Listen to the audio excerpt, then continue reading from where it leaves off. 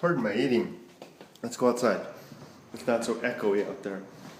So, I wanted to answer a question that I saw in comments. And by the way, I am reading comments on videos, but I'm not responding to many. It just like the email. It really does seem like there's just no time. Literally. I mean, there's no time to relax. There's no time to rest. It's just one thing after another. Between my day job and my lifting job, and then all the preparation and stuff, and the fact that I'm an early riser, early sleeper, and make all those meals. Although lately I've been eating out more in the evenings. So anyway, the point I want to make is that I saw a question and I wanted to respond to it here. Someone was asking me about how when I'm lifting, acting as a lift driver, what precautions I take for my safety with regard to who I pick up. And I do pick up strange people. As a lift driver, and perhaps for Uber it's the same, you can see their star rating, but on how it is. And I think if they get under a certain level of stars, well, I know that if I rate someone low on a star level, I won't get them again. And I have had several repeat customers, so that does happen. So if I get somebody I don't like, I can rate them low. For say something bad vibe about him, I can rate him low. Remember that guy I told you guys about, the guy the guy that took him to the psychopathic ward and took his shirt off to show me all of his prison tattoos? Remember that guy? I did get him a second time. He actually called me back.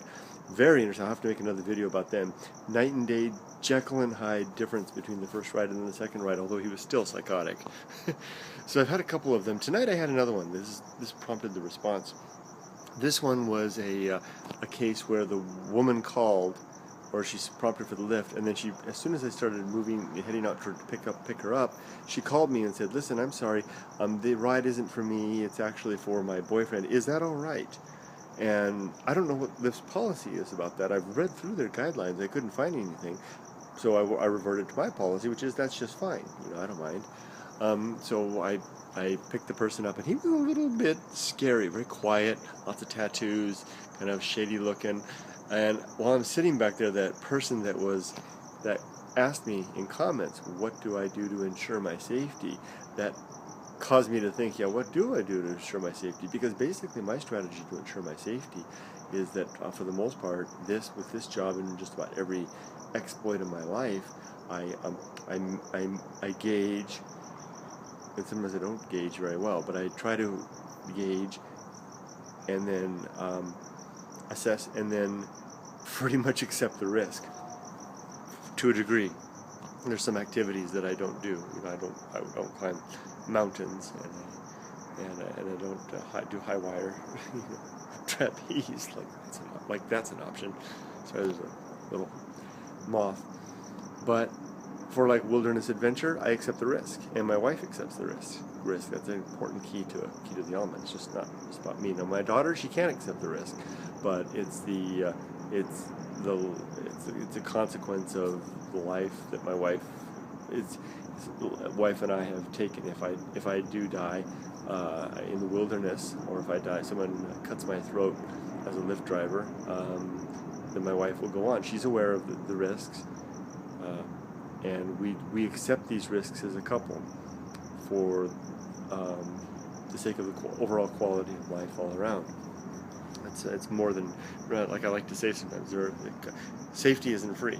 There are consequences to security as well. And unique when I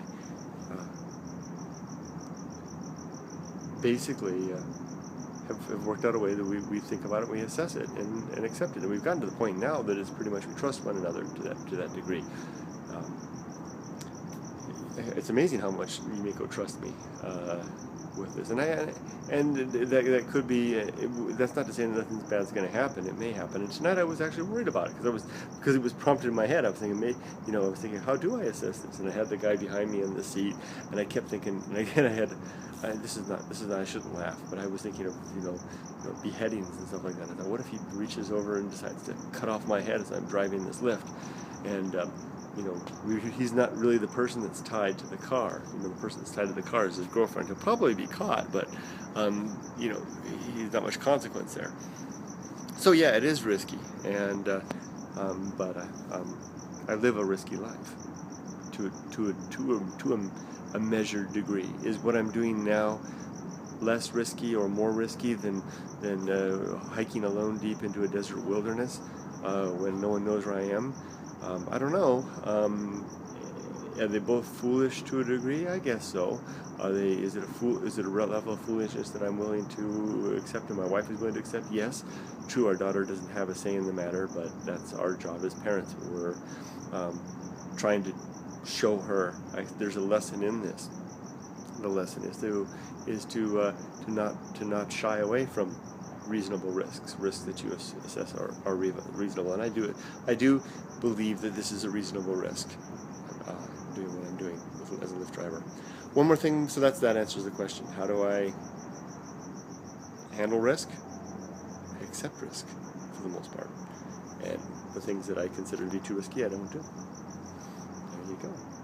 So one more thing, interesting night tonight. We had a very interesting ride. I got the Lyft request, and I recognized the name, the first name that I'm familiar, but I didn't think much about it. And when I finally showed up, it was my boss's house, and I got a Lyft request to the home of my boss, and saw my boss, and ended up giving one of their family members a lift, so to speak. That was interesting. Okay, I'm going to sign off for now and carry on with my risky behavior. Hope you all have a wonderful day. Bye-bye. Love those train sounds.